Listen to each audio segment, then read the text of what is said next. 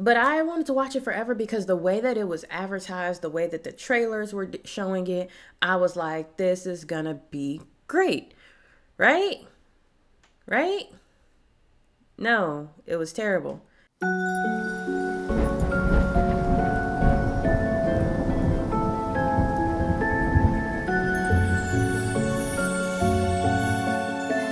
Hey everybody, it's me, Minu, here to talk to you about another horror movie that I've watched over the past few weeks. And this one, a lot of you've probably already seen it, but it took me forever to see this movie. And that movie is The Belko Experiment. Now, I remember when The Belko Experiment first came out and it was in theaters, and I really, really wanted to see it, but I was really poor and I could not afford to go to the movie theater because going to the movie theater is expensive. So I couldn't afford to go and see it, and I didn't have any friends who were into horror movies, so nobody was willing to go with me. So I just never saw it. And then I was like, I'm just gonna wait for it to come on streaming. I didn't even know at some point it came on Tubi. And I didn't even know because I don't be on Tubi like that. I be on like all the mainstream stuff, but I really need to be on Tubi more because Tubi has some good stuff. But it came on Tubi. But by the time I realized that it came on Tubi, my friend had already downloaded it and sent to me. So whatever. So one thing I will say, I've worked at a lot of international companies, big international companies, and one of the things that I always thought would be cool would be if my company like paid for me to like relocate to another country. Like if they send me to Japan or they send me to like London, you can even send me to Mexico for a minute. As long as I'm making my same pay in Mexico, I'd be doing great. Because I've known people who companies have paid for them to move to expensive cities, and I'm like, they're buying your house, they're selling your house, they're paying for you to get a new house in a new city, and like all this stuff. And it just sounds really cool, right? Like it just sounds like something that only the top people get to do. And so I always thought it'd be cool if one of my jobs did that. Like, yeah, send me overseas. That'd be cool. Pack me and my cats up, and now we in another country. We chilling. That hasn't happened yet. One day, I am at a company now where they'll let you travel to come to the office in another country, but I don't know if they're gonna do the whole relocation thing. Yeah, so that's basically what happens in the movie. I just feel like I don't know if it's the director, if it was the actor, if it was the writing, if it was all of that together, but it just was not good. It was just milk toast, and I was very, very disappointed because the way it was advertised was so good. The way the trailer was, they really had me hyped like, man, this gonna be the movie. Because I am an office worker. I have worked my whole career. I've been working in offices. So I very much identify with the whole, corporate office nonsense, dealing with HR, dealing with bad managers, being in cubicles and dealing with your coworkers, the creepy older people, I've dealt with all that environment. So when it was time to watch the Belko Experiment, I'm like, I'm ready. I'm ready to see HR versus accounting versus sales. Like, I'm ready to see like this all out battle royale style type of thing. That's not what happened. That's not what happened. And it's unfortunate. Because I feel like the movie was trying too hard to be mediocre. Let me give you a quick rundown. This is not the type of review that you watch if you haven't seen the movie. Go watch the movie before you watch this because I'm not going to explain every little detail of the movie. This is not going to be the same as if you just watched the movie. So basically, like I was saying, how I think it would be really, really cool for a company to pay to relocate you to another country. So in this movie, this company, what is the name of this company? Belko Industries. I'm gonna get to the namings of everything in a minute. But Belko Industries pays for like 80 American employees to be relocated to Bogota, Colombia. I'm just gonna throw this out there. You couldn't pay me to move to Bogota, Colombia. Nothing against Colombia, but it's just never seemed like a place that I would want to go and live and work. So a year before the movie starts, they move 80 people out there.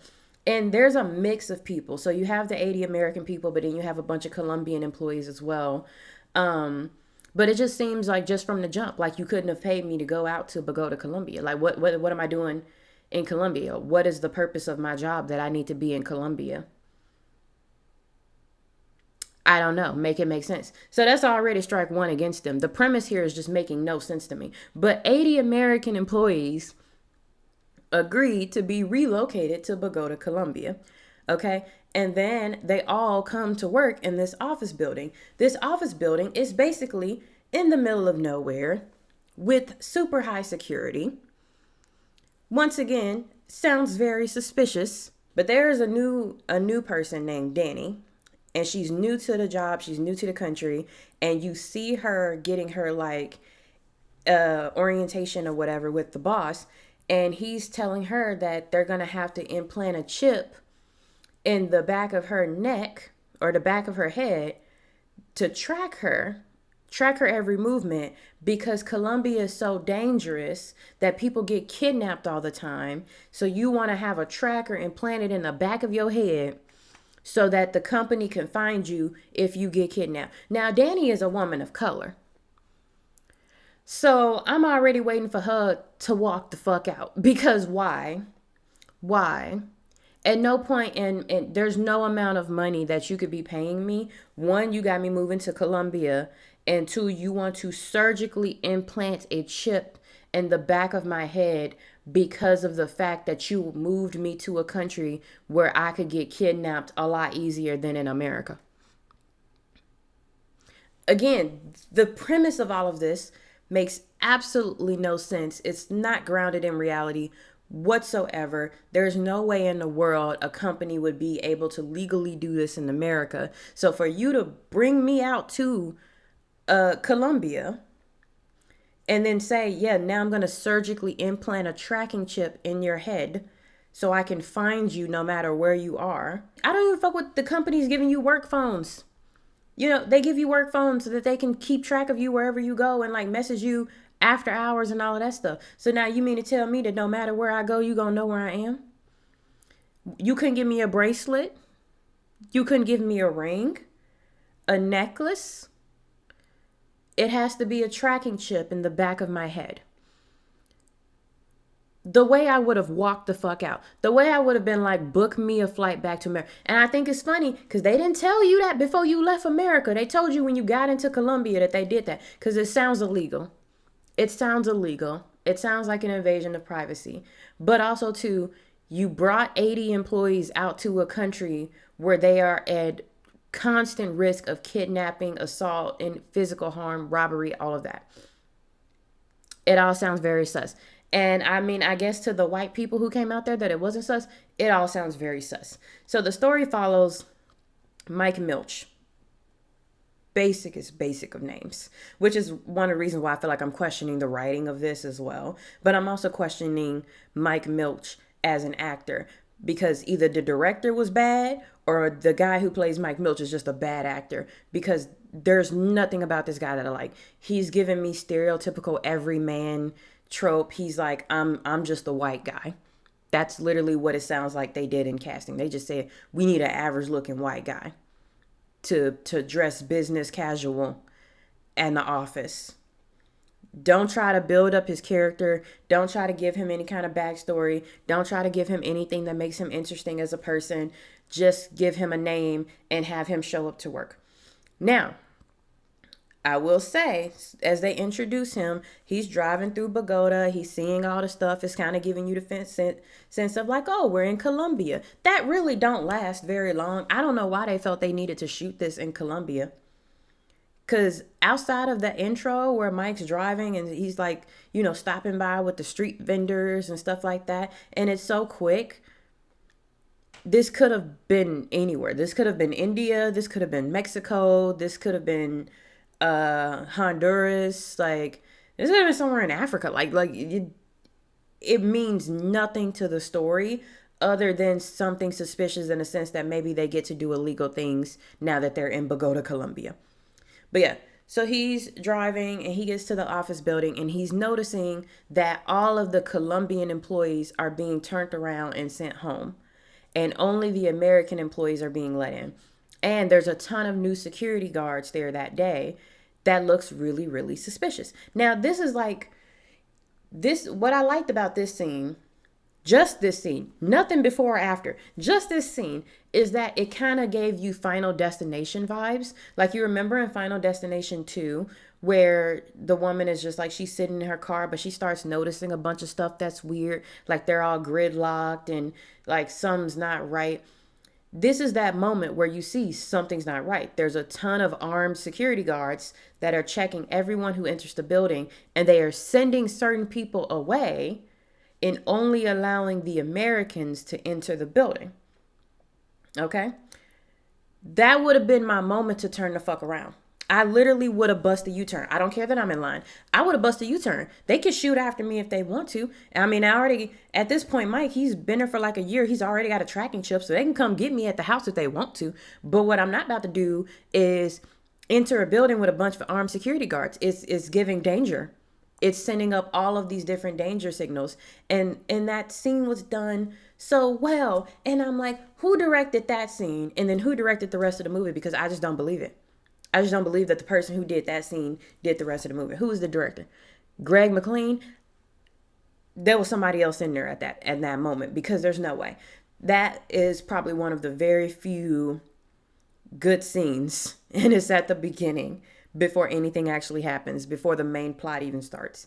But yeah, so he comes in, he decides to keep going, even though he feels something's off and something's weird. He decides to keep going into work, giving them stuff. He's like asking questions. Ain't nobody answering his questions. He gets in, he sees the security guard. The security guard's name is Evan Smith. Evan Smith is the security guard. The big black guy's name is Evan Smith. Okay? But then also when I saw him, I was like, what are you doing here? Brother man, what are you doing here? You have no business here, sir. You know damn well you should not have let this company done bring you out here to Bogota, Colombia and put a chip in your head. Now you know you had no business doing that. What are you doing here? You're too black for this, sir. You're too black for this. That's literally what I thought when I saw that black man. Because when I was watching it, I was like, there's no way there are black people in this movie. Because we could not do it. We would not do it. But Mike Milch comes up to Evan Smith and he's like, who are all these new security guards? And Evan says, I don't know. They ain't told me nothing. Red flag number 2. The head security guard doesn't know who all of these armed security guards are who are checking who can and cannot enter the building and stopping people from entering the building. And nobody's told him anything. Evan Smith, you should have went home. You should have went home. Okay? Because it would not have been me. Again, first of all, I wouldn't be there anyway. The second you hand me a tracking chip to get surgically implanted in my head, I would be getting the first flight out of there, and I will quit my job and I will walk away from all of it. And I go home and stay with my parents. I don't even like my parents like that. I'm gonna go home and stay with my parents because I'm like, I'm not that desperate for nothing. But yeah, so the head security guard doesn't know who all these other security guards are. So at once everybody's in the building, the 80 American employees are all in the building. A voice comes on and it basically says, hey guys, you need to kill 2 of your coworkers or else. And everybody's like, that's weird. Why? Why are we doing that? And nobody really believes it. But then the building goes on complete lockdown, meaning all of the windows and the doors have these huge metal sliding things that come down over it, so no one can escape or get out. Best you can do is go onto the roof, but if you try to go on the roof, they're going to shoot at you and maybe even kill you. So everybody's locked in and they're like, yeah, kill 2 people or there will be consequences. So they don't kill 2 people and 4 people have their heads explode. Which, of course, sends everybody into panic. And Mike Milch, being the main character and knowing that he's the main character of this movie, acts like he knows that he's the main character of this movie. And he tries to, like, be a hero, be a main character, gather everybody, try to get everybody on his side, trying to maintain order and peace and humanity. Like, we can't kill each other, and it doesn't go anywhere because people do actually die. So then he goes in the bathroom and because he realizes, because he's already caught on. And that's the thing, it's like, he catches on to everything way too quickly for someone who's in this situation in the first place. He catches on when they say you got to kill 2 of your coworkers. He catches on that this is real. Nobody really believes him. But then when people start dying, he's like, oh, their heads exploded. We have trackers in our head. Let me go cut the tracker out. Which is so stupid. One, because it's in the back of your head. So it's going to be a lot of effort and a lot of work to surgically remove that. He should have asked his girlfriend. What is his girlfriend's name? I don't even know. He should have asked his work girlfriend, Leandra, to cut it out because she could see back there easier than him and she can cut it out faster than they could make his head explode. Because literally, as he's trying to cut it out, they're on the intercom like, hey, if you keep trying to cut this out, we're going to make your head explode and we're going to kill you. And he's trying to move faster and faster to see if he can do it before they catch him. You're not going to do it. You're not going to perform surgery on the back of your fucking skull. That's ridiculous. And it makes no sense. But he's a main character, so he's got a main character for some reason. And Leandra's like, you're fucking crazy. Stupid. Don't do anything like that again. So then the next thing happens where the voice says, hey, now you have to kill 30 people within 2 hours or 60 of you will die. And everybody's, obviously confused, obviously upset. This moment also gives me The Circle vibes, right? It feels like Mike is trying to be the white guy from The Circle, where he kind of appeals to everyone humanity and gets them on his side because he's the good guy who wants to help people and save people, and he doesn't want to do all this craziness where you choose who lives and who dies. It's very quick, but also too, I don't care about any of the people in this movie. None of them are interesting as characters. I can't even remember their names, and I just watched this movie. They're not interesting, and I don't care if they live or die. So if you're going to make it to where there's about to be this whole thing of 30 people have to die, at least let them die in interesting ways. At least let there be some chaos and some attacks and like fighting. No. Mike is still trying to like rally everybody and get everybody to like try to figure out how they can get out, and like we can go to the roof and we can put up an SOS sign and da-da-da-da-da, and then they go and try to do that and they get shot. They get shot at and they get shot. Like one of the guys who's helping him gets shot in the hand. And then they're like, okay, that's not going to work because they have snipers. So then it's kind of like we have to do what they're going to do. And then also at this time too, the main bad guy, he introduces himself as soon as the voice starts talking and announcing. So around the first time he introduced himself, let me find this man's name because again, I can't remember none of these people's names because they're so boring. They're terrible. They're terrible characters. So this is where we get an introduction of Barry. So Barry introduced himself right in the beginning when everybody's gathered in the lobby and they're like, oh, we have to kill 2 people. We're going to die. He is the COO. But he's the only executive in the building that day. So the second he introduces himself, I immediately think that he's got something to do with this. Like he's behind this in some way, because he's an executive and none of the other executives are at work today. It's just the COO. So you immediately know that this guy is the bad guy because he's the COO. But then it's also revealed by one of the other characters that they looked into his background. He's also ex-Special Forces, which also makes him look more suspicious. But then after more people start dying and he starts acting extra desperate, you realize that he's pretty fucked. He's actually a part of this like everybody else. And because he's a part of this like everybody else, you already know what he's going to do. He's a COO. What do? They trim the fat. They throw everybody else under the bus. That's kind of what they do in corporations to save themselves. And that's what Barry does. He gets a few of the craziest people, the craziest, most desperate people, and he gets them to rally with him. And he's like, we need to go find the weapons. And so this leads into a recurring standoff between him and the black security guard because he's demanding that the black security guard give him the key to the weapons locker in the basement of the building so that they can get weapons to kill each other.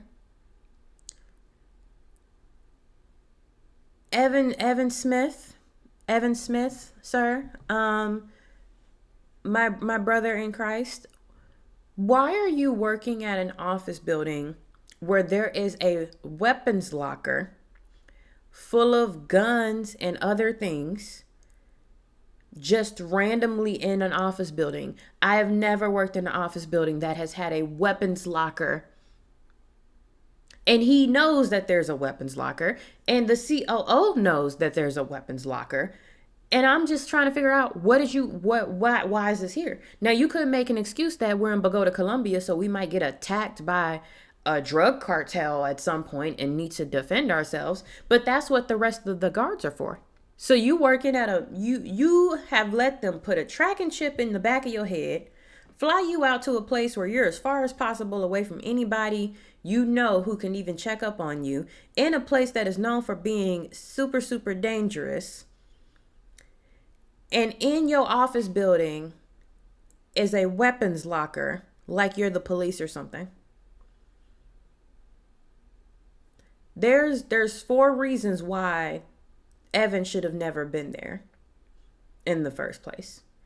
I'm just still having trouble believing that I feel like this character was originally a white guy, but then they had, the black guy audition for it, and they were just like, oh man, he's too good, let's bring him in here. But they didn't change nothing about the story. They just made him do all the same stuff, because none of this makes any sense. None of this makes any sense. And I know some people might say, well, it's not supposed to make sense because that's why they're doing all the stuff that they're doing. No, within the story, it does not make sense. And they were here for at least a year before all of this stuff happened. So there's multiple times when they could have GTFO, but they didn't. They didn't. So then there's multiple situations. There's multiple back and forwards. They're trying to use blow torches to get into the weapons locker. The COO and his group. Evan is trying his best to resist them and hold on to the keys and not let them get in. They're trying to do anything to stop them from getting weapons, because they know that once they get the weapons, it's over. It's over. Eventually, there's a huge kerfuffle in the stairwell, and Barry and his group stab Evan, kill him, and they take the keys to get into the weapons locker, and now they have the weapons. And it is kind of like a sad moment a little bit for Evan, dying. He's probably the only person who dies who I feel like gets enough screen time and enough lines for me to care about him as a person, because he really feels like he's just kind of caught up in the middle of this and he doesn't know what's going on, but he's trying to do the right thing. So he's the only one that is kind of like, yeah, I guess I feel bad if you die. I don't really feel bad for anybody else. There's supposedly 80 people in this story. The story really follows about 15 of them are important, but none of them are given enough for me to feel like they're worth anything. Like Barry is the COO and he's out for himself. Wendell is another. You don't even know what Wendell really does. Wikipedia says he's an executive, but I don't even know. He's someone high up, but he's not like chief operating officer high up. There's a couple guys who were working on the electricity and trying to find a way to burn through the walls and stuff. They were kind of they had a little bit of a story, but then they die. Leandra doesn't do anything but kind of chase around Mike and try to reason with him. And I don't care about them. I don't care about their relationship. Nothing about them making out at the beginning of the movie doesn't do anything to establish a good relationship between them or why they would care. If anything, they could have hooked up the night before at an office party and now they go together. It means nothing to me, these characters. Peggy, Leota, Roberto, Vince, none of them mean anything. I can't even remember who has these names.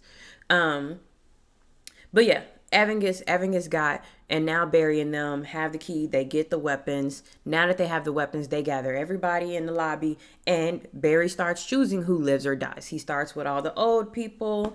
He starts with the people who don't have kids, and he's literally still coming up short. So he has to go around and just randomly pick people to execute, and he is executing people. Now, I mentioned at the beginning that there was somebody named Dani. Dani's the new girl. Dani is the only person in this movie who could have survived. So all Dani has to do is just hide out until it's all over. Now, is that to say that they won't come in and like kill her anyway? No, but all she has to do to survive the day is to just find a good hiding spot. And that's what she does for the majority of the movie. She finds a good hiding spot and she hangs out there. She just camps out in the basement behind some boxes. She does a pretty shitty job of it because multiple times people see her and they just decide not to kill her, which again, convenient for the plot, but she is hiding out for the majority of the time. After all of the nonsense happens, turns out Barry and them, they don't kill enough people. So then the thing starts going off and everybody's heads are exploding and it's supposed to be super sad, but it's not. The way that people die at this point, it feels like the end of Ready or Not, that twist ending where everybody starts exploding, like all the rich people.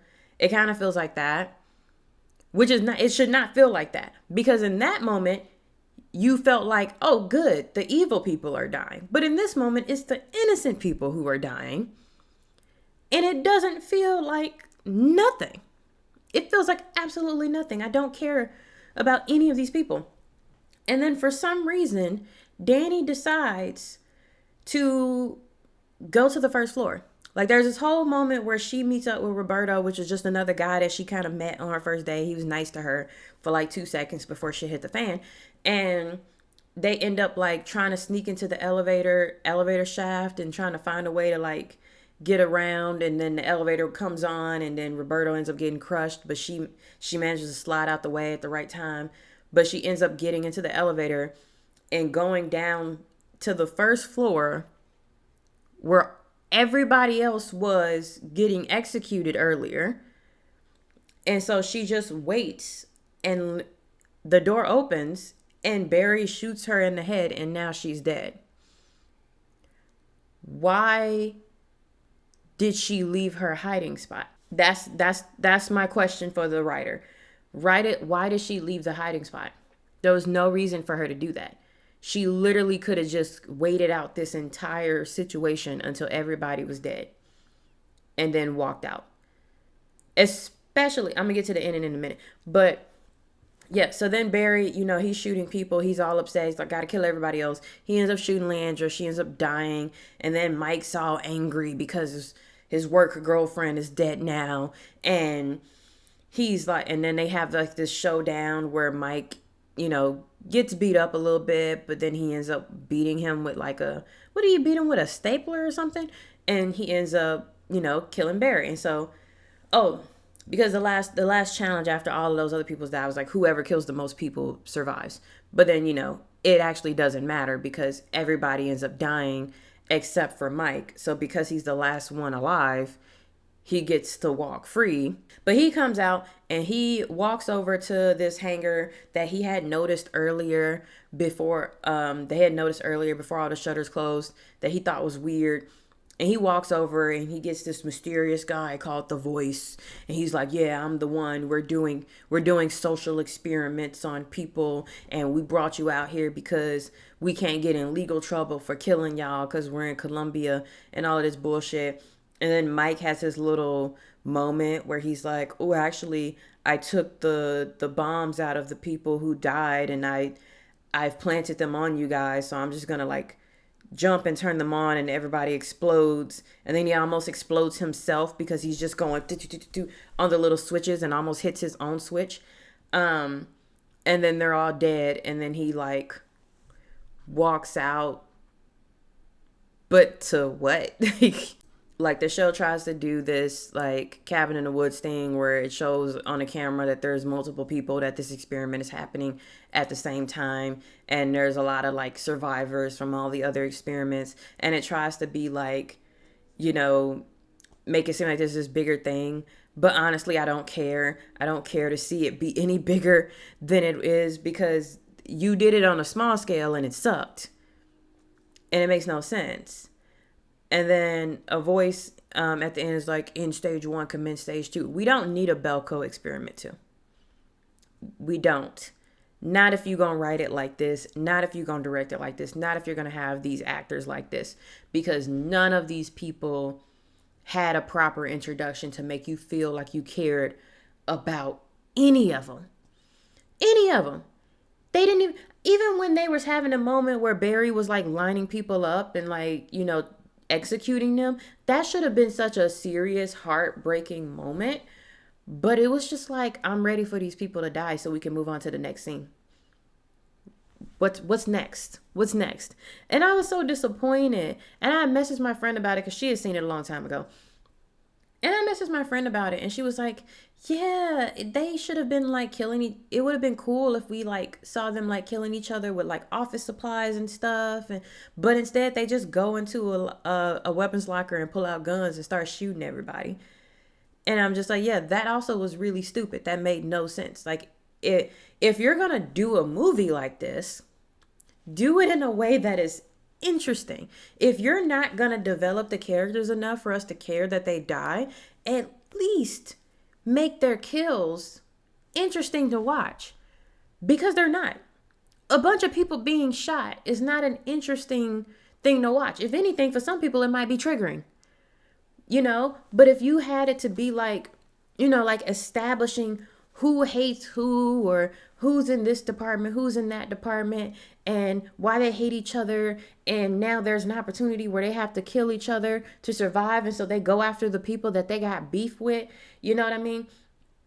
All of that would be so much better, but it's just kind of like it's a bunch of regular people, and then they're told to kill each other, and then the COO starts killing everybody. Why wasn't Barry the main character? I feel like Barry he was doing more with the acting than Mike was. I feel like if Barry was the main character, I think it would have been a better movie, honestly. Don't get me wrong. He's evil.